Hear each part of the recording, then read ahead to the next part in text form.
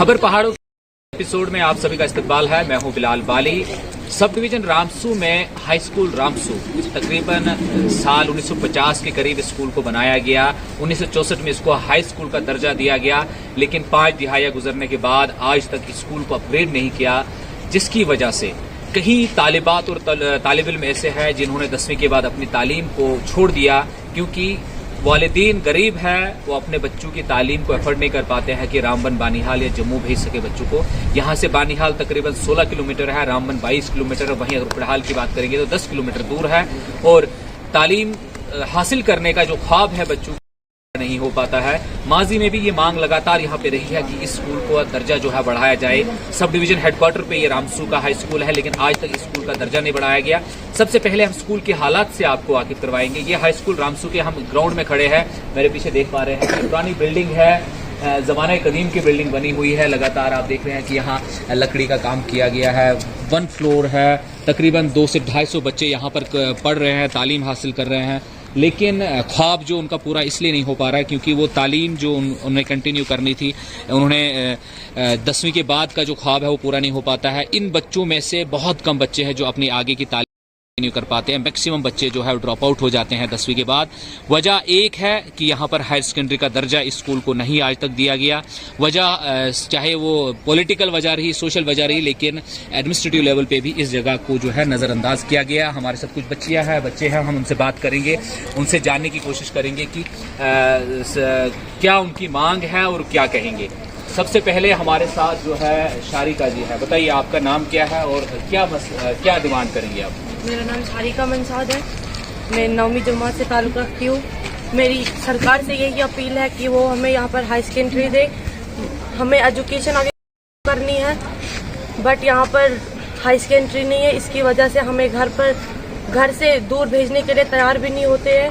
तो हमारे माँ बाप से भी और हमारे से भी यही गुजारिश है कि यहाँ पर हाई सेकेंडरी दे।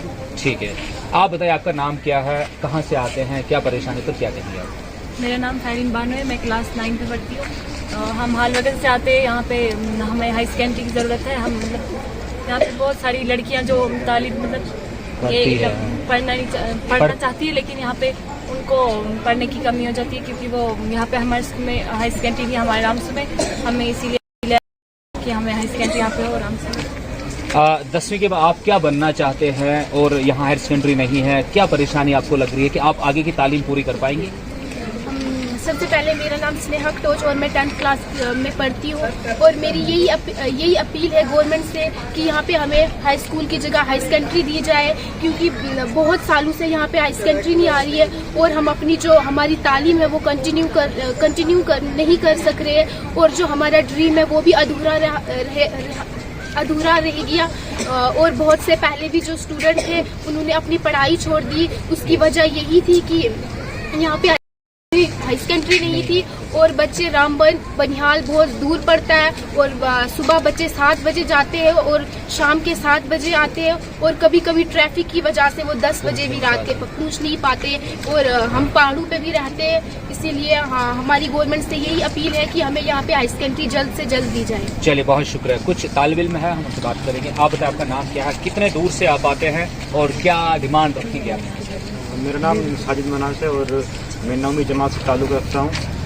मेरी डिमांड यही गवर्नमेंट एडमिनिस्ट्रेशन से है कि यहाँ पर आज़ादी के तकरीबन 65 से 70 साल 75 साल भी हमें हाई सेकेंडरी से महरूम रखा गया है। हम चाहते हैं कि यहाँ पर हाई सेकेंडरी हो और हमारी जो तालीम है वो कंटिन्यू हो, और यहाँ हमारे साथी या इससे पहले भी जो स्टूडेंट इस स्कूल के अंदर पढ़े आए हुए हैं, और वो उसके बाद 10वीं के बाद उन्होंने पढ़ाई भी छोड़ दी है, और क्यों मतलब उन्होंने उनकी यहाँ पर हाई सेकेंडरी की न होने की वजह से यहाँ पर पढ़ाई। ठीक है, आप बताइए क्या नाम है, कहाँ से कितना दूर से आप आते हैं यहाँ पर? क्या मेरा नाम तौसीफ कायूम है, मैं क्लास 9वीं से जमात 9वीं से हूँ।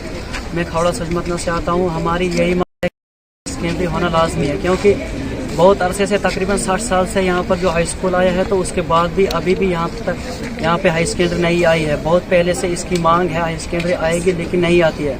बात की जाएगी पीछे उखड़ाल साइड की, अगर बहुत यहाँ से बिछड़ा हुआ इलाका है, लेकिन वहाँ पर हाई सेकेंडरी आई, फिर कॉलेज आ गया, तो यहाँ का हाई स्कूल जो है वो ये इसी जगह पर रहा है, तो यहाँ पर हाई सेकेंडरी नहीं आती है। हाई सेकेंडरी होना लाजमी इसलिए है क्योंकि यहाँ पर जो पहाड़ी लोग हैं वो ज़्यादा दूर नहीं जा सकते तालीम हासिल करने के लिए। 15 किलोमीटर का सफ़र है हमें हाई सेकेंडरी में जाने के लिए, तो इसीलिए ज़्यादा से ज़्यादा मांग हमारी है हाई सेकेंडरी। ठीक है, आप बताइए आप हाई सेकेंडरी का होना कितना ज़रूरी है और कैसे आप मांग करेंगे अपनी? मेरा नाम जियान सजाद है, मैं 10th क्लास से पढ़ता हूँ, 10th क्लास में पढ़ता हूँ। यहाँ बहुत सालों से यहाँ हाई स्कूल है, हाई सेकेंडरी नहीं आई, हम हाई सेकेंडरी नहीं आई। हमें यहाँ पढ़ने में बहुत दिक्कत होती है क्योंकि हम इतने अमीर नहीं है कि हम दूर जा सके। हमें यहाँ हाई सेकेंडरी होनी चाहिए। हम इतना नहीं कर सकते कि हम यहाँ से बानियाल जाए, खड़ी जाए, उबलाल जाए, तो हम यहीं पे हाई सेकेंडरी। यहीं पे हाई सेकेंडरी। ठीक है, आप बताइए फाइनल कमेंट आपके कि आप 10वीं पढ़ रहे हैं, आगे का ख्वाब आप क्या देखते हैं? यहाँ हायर सेकेंडरी होती तो आप उसको कैसे पूरा? मेरा नाम अमीश गुप्ता है, मैं क्लास 9 का स्टूडेंट हूँ और मैं गवर्नमेंट हाई स्कूल रामसू में पढ़ता हूँ। और बहुत खुश नसीब हूँ कि हमारे टीचर्स हमें यहाँ पर गवर्नमेंट हाई स्कूल रामसू में इतनी लगन से पढ़ाते हैं। और जबकि इधर स्टाफ की कमी भी है और हमें ऐसा फील नहीं होने देते हमारे टीचर्स की यहाँ पे स्टाफ की कमी है। और जो मैं कहना चाहूँगा कि यहाँ पे हमारे रामसू इलाके में हाई सेकेंडरी नहीं है, जिसकी वजह से हमें एजुकेशन में बहुत प्रॉब्लम आती है। क्योंकि हर एक पेरेंट का हर एक मिडिल क्लास पेरेंट का एक ड्रीम होता है कि हमारा बेटा या बेटी कुछ बड़ा अफसर बने या कुछ बड़ी रैंक में जाए, लेकिन इस मिडिल क्लास इस एरिया में हाई सेकेंडरी के नहीं है, जिसकी वजह से हमारे जितने भी पेरेंट्स हैं उनका ड्रीम सक्सेस नहीं कर पाता है क्योंकि हाई सेकेंडरी नहीं है। और फिर हमें पढ़ाई में मुश्किल आती है। और अगर हम एडमिशन अपनी बनाल में लेते हैं, रामबन में लेते हैं, उखड़ाल में लेते हैं, खड़ी में लेते हैं, तो इतना ट्रैवल करना, ट्रैफिक में रहना, तो और जो अभी एक लड़की ने भी कहा कि 7 बजे हम उठ के और जाते हैं इसके शाम को 7 और यही इतना हमें टाइम लग जाता है, तो हम अपनी स्टडी पढ़ेंगे कब और याद कब करेंगे। और ऐसे ही इस एरिया के जो स्टूडेंट सब पीछे रह जाते हैं क्योंकि इस एरिया में बहुत ज्यादा टैलेंट है और लेकिन अगर की कमी है, इंस्टीट्यूशंस नहीं है। चलिए, बहुत शुक्रिया। ये थे हाई स्कूल रामसू के तालिब इल्म जिन्होंने रखी कि यहाँ पर हायर सेकेंडरी का होना कितना जरूरी है, नहीं तो इनके जो ख्वाब है, तालीम के ख्वाब है, वो अधूरे रह जाएंगे। अब उम्मीद यही की जा सकती है कि ये सेशन जो आने वाला है 2023 का, रामसू के मकाम पर इंफ्रास्ट्रक्चर के डेवलपमेंट के लिए काम तो किए जा रहे हैं, लेकिन यहाँ पर इस स्कूल का दर्जा जो बढ़ाया जाए ताकि ये बच्चियां और बच्चे जो है अपने ख्वाब को पूरा कर सके और अपने मुल्क का नाम रोशन कर सके। न्यूज़ 18 नेटवर्क के लिए रामबन से बिलाल बाली।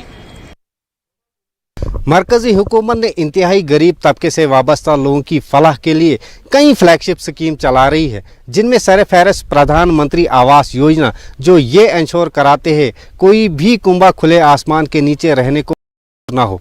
क्या सच में ये स्कीम हर ज़रूरतमंद तक पहुंच रही है?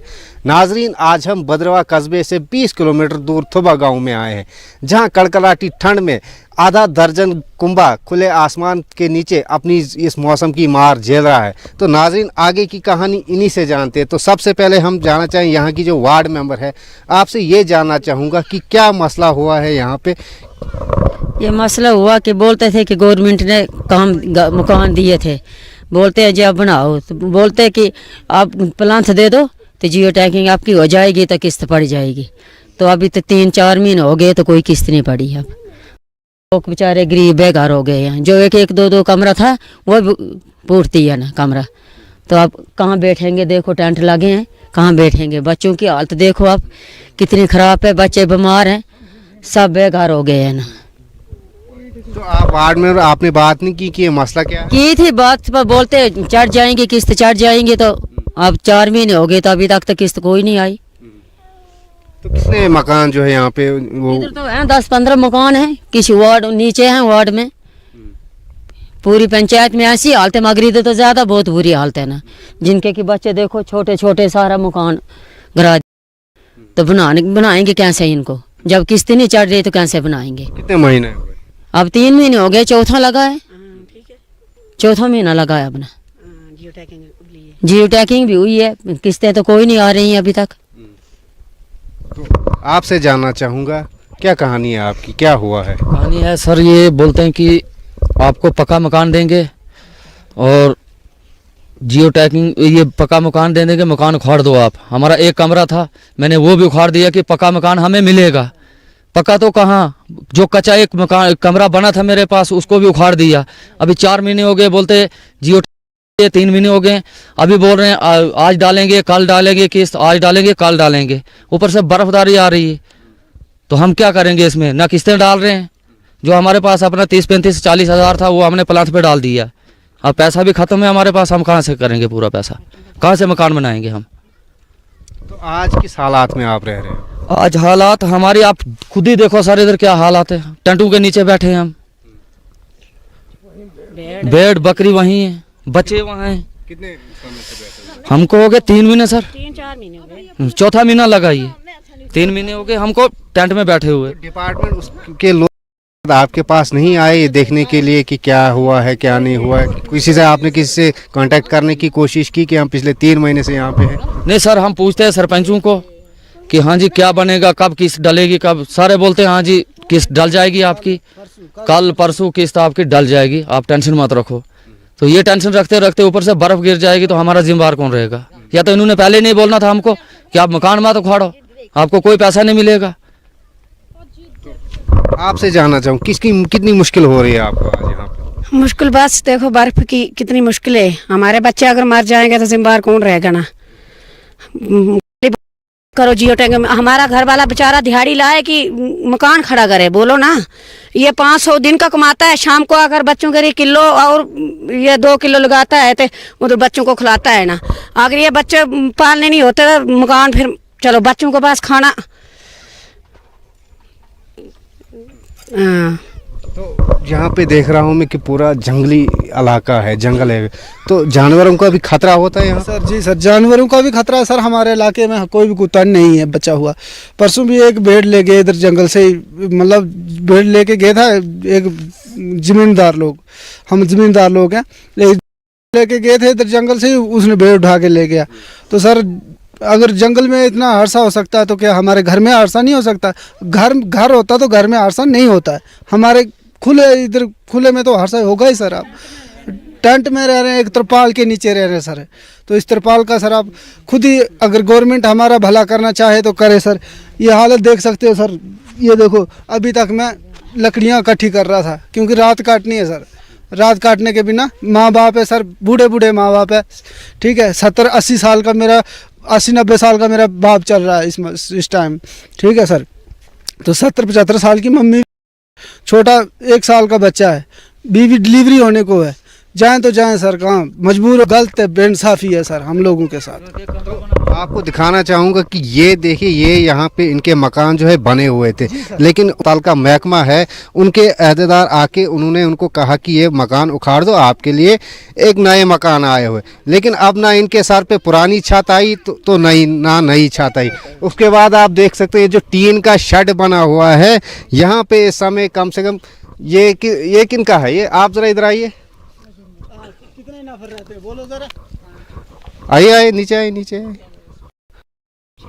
तो कितने आदमी रहते हो आप यहाँ? हम रहते हैं सर 5 बंदे इसमें। तो कैसे गुजर बसर कैसे कर? तो अब क्या करेंगे ठंड में ऐसे, ये फटे छटे लगा के कुछ ये भी मांग के लाए मैंने, तो ये डाले। साइडों से देखो आप, तो ये साइडों से मैंने बेडशीट रखे हैं क्योंकि सर्दी आती है अंदर, तो ऐसे रह रहे हैं। एक फैमिली वहाँ पे भी रहती है, वो जो आप देख रहे हैं त्रिपाल सा लगा हुआ यहाँ जब सुबह सर ये बर्फ लगी तो वो बच्चे छचे लेके लोगों के घर में चले गए असरों के घर में। अभी निकलेंगे, शाम को जाएंगे, अपना खाना बनाएंगे, तो उसके बाद बैठेंगे टेंट में जाके, और क्या करेंगे जी। एक और मौजूद है हमारे पास, आप भी काफ़ी लग रही है कि लगी हुई है, ठंड भी काफ़ी लग रही है, तो क्या?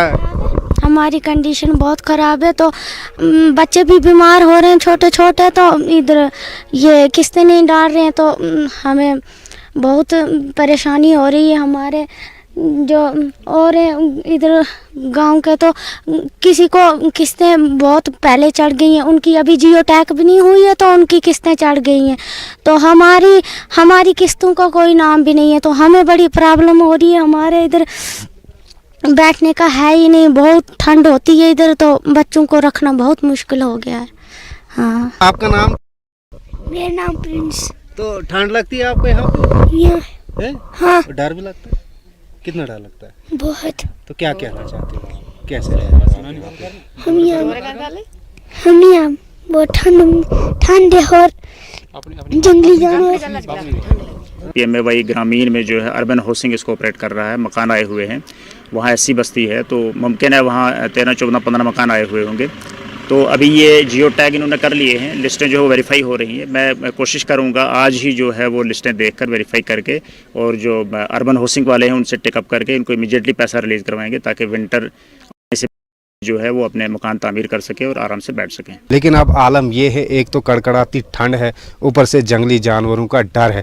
आप देख सकते हैं बूढ़े बच्चे जवान सब जो है ठंड से कांप रहे हैं और आग के लिए कोई पुख्ता इंतज़ाम है। तो उम्मीद की जा सकती है कि जो मुतल्लिका महकमा है जल्द इनकी मुश्किलें हल करेगा। न्यूज़ 18 जम्मू कश्मीर के लिए बद्रवासे में साहिर हुसैन।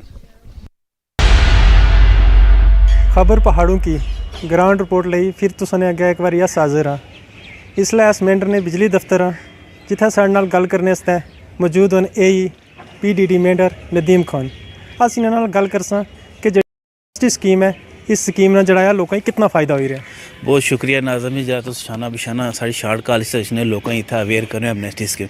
सबसे पहले मैं तुसें दस्सां कि एमनेस्टी स्कीम होनी है। एमनेस्टी स्कीम एक गौरमेंट LG एडमिनिस्ट्रेशन एक इनिशिएटिव है और एक स्कीम है जिस अंडर इस स्कीम ने तहत जड़ा इंटरेस्ट सारा वेव ऑफ हो जासी 31 मार्च 2022 तक जड़ा भी इंटरेस्ट है पूरा वेव ऑफ हो जासी। उसके बाद जड़ा एक नॉर्मल बिल तुसें रूटीन आई सी और उस बिल विच तुसें करी सकने हो कि इंस्टॉलमेंट पे करी सकने जिसमें पहले जो इंटरेस्टेड एट अ टाइम अगर कोई दे सकने तो वो भी दे सकने पूरा अमाउंट सिंगल इंस्टॉलमेंट है। अगर कुछ पहले पैसे नहीं तो 12 इंस्टॉलमेंट ही दे सकते वो किस तरह कोई दे सकना तो वो भी दे सकने। उसने तो साढ़े मीटर रीडर उन्होंने कंटैक्ट करो तुम बिल दे सकना। अगर कोई बिल मिसप्लेस होना तो कंटैक्ट करो सीधा डायरेक्ट मी कॉल करो या PDD ऑफिस अच्छो इतना उस साल बिल उसने बनाई दे और कंप्यूटर अगर नहीं कोई लभना ऑन स्पॉट में दे उतो बिल तुम जमा कराओ और तुसें बहुत बड़ा रिलीफ हो सी।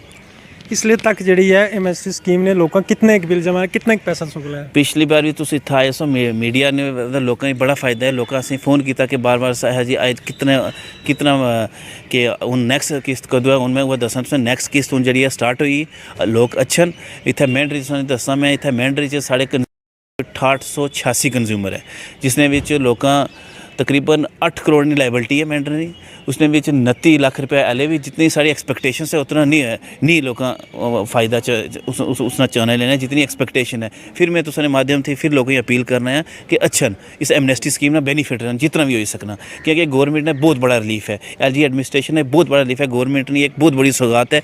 सपोज करो कुछ ऐसे लोग हैं मैं उसे दसना है मैं कल एक बिल तक आया जिसने 1 लाख रुपया सा 1 लाख च उसी 65,000 रुपया माफ़ होया। अगर बाकी रह गया उसी 35,000 रुपया वो भी उसने अगर 35,000 रुपये वो भी तुस 12 किस्तें अगर 12 किस्तें नहीं कर कोई एट अ टाइम करना एक एट अ टाइम इतना ऑफिस अच्छन उस साल अस बिल बनाई दे उस साल वो भी जमा कराई सकने पूरा ऑन स्पॉट मुकने आस्तै।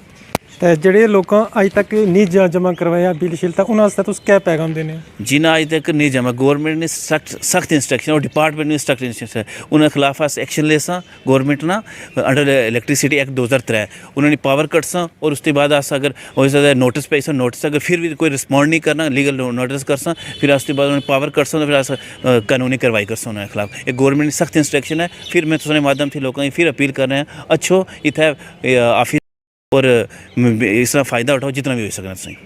गवर्नमेंट की तरफों कोई डेडलाइन है या कि कदे भी है जड़ा ये जमा करवाई सकने। एमनेस्टी स्कीम है एमनेस्टी स्कीम है 12 महीने से 12 महीने लोग किस्त जमा कराई सकने। और सपोज इसने भी एक और गल हुई है अगर पिछले सपोज करो कोई पिछले महीने थी स्कीम अनाउंस हुई पिछले स्कीम महीने अगर कोई किस्त नहीं जमा कराई सकिया वो इस महीने पिछले महीने नहीं किस्त जमा कराई सकना वो ए 2 मीनस उसी डबल देना पे सी इस महीने तक फिर जमा कराई सकना। अगर इसने एक गल है लेकिन एक माध्यम से ये है ना लेकिन ये जी स्कीम है सिर्फ डोमेस्टिक कंज्यूमर्स है बाकी कमर्शियली इसने साढ़े कार वेल्डिंग LT इंडस्ट्री उसने आटा चक्की क्रश वगैरह इसने स्कीम है सिर्फ राहत है गरीब आदमी इसका डोमेस्टिक कंज्यूमर्स गवर्नमेंट देती नहीं ਜਿਹੜੇ लोग जड़े ना इलीगल बिजली यूज़ करने तो उन्होंने तुस क्या कार्रवाई करने असें दिन ब दिन शिकायत लोगों ने कि लोग इलीगल अगर कोई पीछे कुंडियां शुंडियां बाइक ने असें पूरी खबर होनी लेकिन अस कीती है कार्रवाई अस डिस्कनेक्शन ड्राइव अस हर दिन साढ़े डिस्कनेक्शन ड्राइव होनी डिपार्टमेंट सारा जाना इलीगल यूज़ करने उसे कुंडियां रिमूव करने, लेकिन फिर भी तुसाने माध्यम थे अस लोग आने कि इलीगल ना यूज़ करो। इसने वजह थी कि अस एक्शन की डिपार्टमेंट इसने खिलाफ स्ट्रिक्ट एक्शन की सी। अगर जो भी अगर इलीगल कोई कंज्यूमर भी है उसी भी साड़ी है कि अच्छा डिपार्टमेंट ही अपने इतने फार्मैलिटियां देंदा अस उसी कने रेगुलाइज करना है। लेकिन इस बिल्कुल जो इलीगल है गवर्नमेंट ने वायलेशन है, गवर्नमेंट इसने इलेक्ट्रिसिटी एक्ट 2003 की वायलेशन है। इसने तहत अस कार्रवाई कर सारा डिस्कनेक्शन ड्राइव जो है वो कंटिन्यू है। फिर भी अगर लोग कोई अगर करना तो उसके खिलाफ सख्त कानूनी कार्रवाई कर सा। ये गवर्नमेंट ने इंस्ट्रक्शन और डिपार्टमेंट ने भी ये बिल्कुल राय है कि बिल्कुल डिस्कनेक्शन करनी ही करनी और लोगों सख्त कार्रवाई उसके खिलाफ करनी जड़ा बिजली चोरी कर सी। तो सर जी जनरल पब्लिक है तो उस वास्ते सुनी क्या अपील है? मेरी जनरल ये अपील है कि एमनेस्टी स्कीम आई ने जितना भी हो सके अच्छा फ़ायदा उठाओ। एक गवर्नमेंट ने एक बहुत बड़ा इनिशिएटिव एलजी एडमिनिस्ट्रेशन ना कि असाने इतने बड़ा रिलीफ दिता। एक कॉमन आदमी से एक बहुत बड़ा रिलीफ है जो कॉमन आदमी है अच्छा फ़ायदा उठाना जितना भी है। और दुआ में आना ये भी मैं सुनने वाले अपील करना कि इलीगल जो पावर यूज़ करने और ना यूज़ करन और रेगुलाइज कनेक्शन रेगुलाइज करन। इतने सारे डिपार्टमेंट जिस मर्जी रेगुलाइज कर सन वो ईजली तरीके रेगुलाइज कर सन और इस पावर जी अच्छी स्मूथली फंक्शन है। बाकी जो पेएबल कंज्यूमर उन्होंने नुकसान ना करन। इस संसार नाल एई मेंबर नदीम खान जी ने तुसां दस्या पूरी डिटेल नाल दस्या एमएसटी स्कीम ना तुस इन्हें ये लोगों की अपील की कि तुस साढ़े दफ्तर अच्छो तो अस इसकी पूरी तफसील दसा दा तुसें बिल भी कड्ढी दसा दा तुस बिल जमा करो। नाज़म अली न्यूज़ 18 मेंढर। खबर पढ़ने लिए 10 बजे अज पुंछ शहर ने पुरानी पुंछ महल्ले पुरानी पुंछ महल्ले तुम देख सकते हो कि जो बिजली ने ट्रांसफार्मर खाली सिर्फ पुंछ पुरानी पुंछ नहीं बल्कि पूरे पुंछ जो वो जमीन पर लगे और काफ़ी जो ट्रांसफार्मर ऐसे जो खुले लगे हैं जिन्हें कोई भी उन्होंने फेंसिंग नहीं है जिसके कारण आज दिन हादसे होने। और एक ट्रांसफार्मर जिसे 2-3 दिन पहले जी एक घोड़ा जो है वो इतने लगे और उस घोड़े की मौत हुई। और इस महल्ले ने लोगों काफ़ी इस गल मतलब जो गुस्सा है कि इस तरीके बिल्कुल जमीन पर ट्रांसफार्मर लगे और नाल इस पास जो एक स्कूल भी है जिसमें हज़ारों बच्चे पढ़ने और उन्होंने स्कूल ने बच्चों और महल्ले ने लोगों जो आने जाने रास्ता भी है। और तुम देख सकते हो इस तरीके जो ट्रांसफार्मर वो आए दिन जो हादसे की न्योता देने और जोड़े लोगों ने यह आना कि इन्हों की फेंसिंग की जाए और इसने जी लोगों को बचाया जाए। अस अज महल्ले लोगों गल कर सकते उन्होंने क्या कहना है और इस ट्रांसफार्मर के लिए और क्या चाहना। हाँ तुम नाम जुगल किशोर शर्मा। जुगल जी क्या परेशानी है इस ट्रांसफार्मर क्या चाहते हो? ये परेशानी आज नहीं आ सकी। ये परेशानी कम से कम बड़ी 20 साल 25 साल पुरानी परेशानी है। तब ठीक है इतना बंदोबस्त नहीं था डिपार्टमेंट के पास। आज डिपार्टमेंट के पास सब कुछ है लेकिन डिपार्टमेंट की नकलजंसी ये है कि सिर्फ उनका एक ही माटो है कि सिर्फ हमारी सैलरी आनी चाहिए। और हाँ तो अस गल आखने कि ये जो ट्रांसफार्म है ये ट्रांसफार्म बिल्कुल ओपन है। ऐसे शहर के बीच और भी कई ट्रांसफार्म है बड़े खतरनाक जगह भी हैं। हूँ देखो कि ये जो ट्रांसफार्म है इस ट्रांसफार्म भी तकरीबन आज तो 20 दिन पहले एक गरीब आदमी साढ़े महल्ले रह रहा है मोहम्मद शमिया उसका घोड़ा जड़ा मर गया। और नान अकेडमी हमारे साथ ही है इधर असल को नान अकेडमी है। नान अकेडमी में तकरीबन 1000 बच्चे की स्ट्रेंथ है। और जो इतों निकलना बच्चा सवेरे शाम छुट्टी टाइम और वो बच्चा इतों निकलना जाना है तो अगर कोई ऐसा दर्दनाक हादसा हो जाए एक विंटर मौसम है बरसाती मौसम है अर्थ हो जाए ज़मीन नाल तो कोई बच्चे की जान चली जाए या किसी इंसान की जान चली जाए तो डिपार्टमेंट की जवाब देना बड़ा मुश्किल हो जाती। लेकिन आज इतनी बड़ी सहूलियत है डिपार्टमेंट में हर एक चीज़ जी मिल रही है लेकिन डिपार्टमेंट इसकी स्केयर नहीं कर रहा है। ये जो स्केयरिंग हुई है महल्ले वाले खुद की है कि आसन की कोई परेशानी हो खतरनाक हादसा ना हो। तो क्या चाहने अस चाहने कि डिपार्टमेंट की आना चाहना थे मौके जो उन्हें पदाधिकारी हैं एक्सडीएम साहब हैं चाहे AWD जे कोई भी सिटी इंचार्ज है उसे आना चाहिए मौका देखना चाहिए ना। और ऐसे कई स्पॉट और में वहाँ भी उत्थे भी उन्हें जाना चाहिए देखना चाहिए भाई कि क्या हालात है ड्रेनेज जोन एरिया। उन कई जगह ऐसी है ना कि क्या गल कराऊँ तुस नाल इसको थले जाइए अगर 20 मीटर थले तो बूटे नाल तारा बदी नहीं है।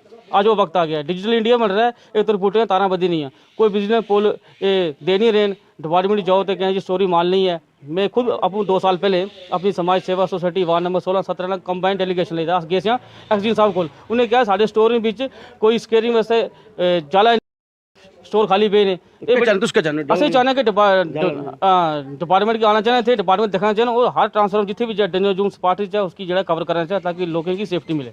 साढ़े कुछ और लोगों ने गल कर संगा कि उन्होंने क्या कहना है कि तुसा नाम मेरा नाम ओम प्रकाश जी किस तरीके की परेशानी है क्या चाहते तुस? परेशानी ये है कि इसकी बाहरों मतलब कवर किया जाए जाला लगाया जाए क्योंकि पहले कैजुअलिटी हो गई इतने घोड़े की एक तो उस तो बाद मस्जिद नाल है बड़े बड़े अधिकारी आते नमाज पढ़ने से इतने आते हैं लेकिन वो सज्जे खबर नहीं देखना रास्ता पढ़ के चले जाने।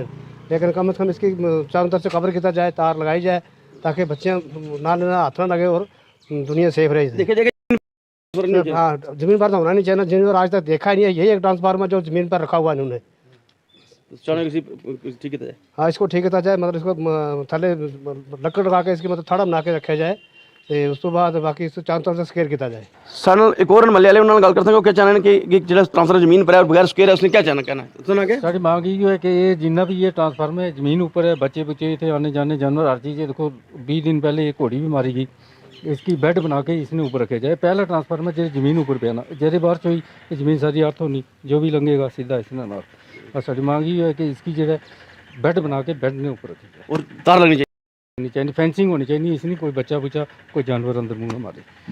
लोगों ने ये कहना है कि खाली ये नहीं बल्कि पुंछ विच जिन्ने भी ट्रांसफार्मर उन्हें सारे की फेंसिंग होनी चाहिए और सिक्योर होना चाहिए। इस वास्ते ये कहना है लोगों ने कि ये बिल्कुल ज़मीन पर है और ज़मीन पर जो ट्रांसफार्मर होने वाला बहुत ज़्यादा खतरा है। और इस पासा पासा जो स्कूल है महला है पूरे लोगों ने ये कहना है कि इस ट्रांसफार्मर ने जो है इसकी चुकिया जाए और उसकी उच्चा किया जाए, नाल इसकी फेंसिंग की है, नाले शहर ने जिन्ने भी ट्रांसफार्मर उन्होंने की इस तरीके ने जी फेंसिंग की है ताकि लोगों की खतरा ना रहे। मुनीष शर्मा, न्यूज़ 18 जम्मू कश्मीर लद्दाख हिमाचल पुंछ तो।